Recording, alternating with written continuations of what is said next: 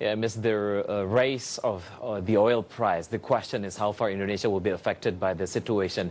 In this segment, I would like to present you some data about the dynamics of oil in the world. The first data will be about the price movement of oil price in the world.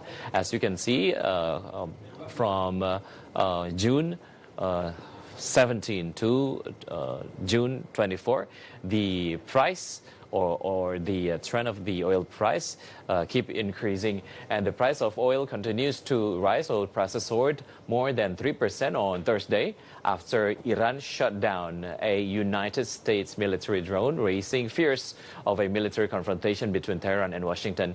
Based on U.S. West Texas Intermediate or WTI, it rose up to $57.79 per barrel until yesterday. To overcome this, OPEC and allies, including Russia, look set to extend a deal on cutting 1.2 million barrels per day of production.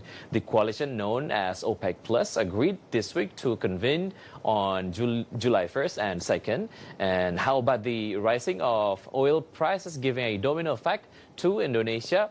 Let's see the data. The effect from the rising oil price to Indonesia. The first one is swelling energy subsidies beyond fiscal capacity, and price of goods and services will be more expensive, and inflation will increase, and then after that exchange rate also will be affected. Production and services competitiveness weakens, and import foreign exchange needs are increasing. When oil prices rise abruptly, we should be concerned because they can cause a domino effect on the real economy. When the reason for the price increase is not fundamental, we have a major problem. For this reason, the government must be able to manage the state budget and the trade balance.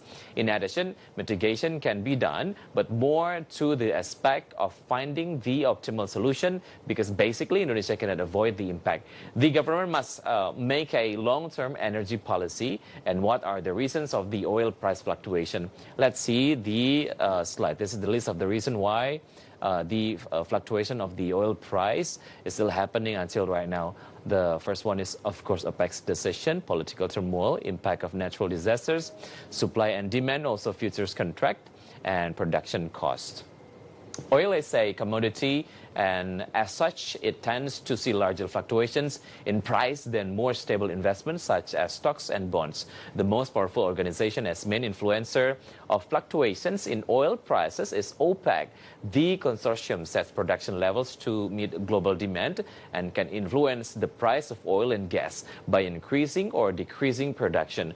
OPEC was the major cause of cheap oil as it refused to cut oil production, leading to the tumble in prices. But for analyzing recent occurrence on tensions that escalated rapidly between the United States and Iran, we can conclude that political turmoil has big effect on oil prices. Supply disruption triggered by political events have caused oil price to shift drastically.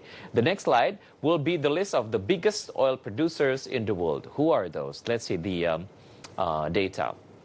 We've got United States, China, and then Saudi Arabia, of course, at the second place. And then after that, we've got Russia, Canada, and China. This is the list in order of oil production as well.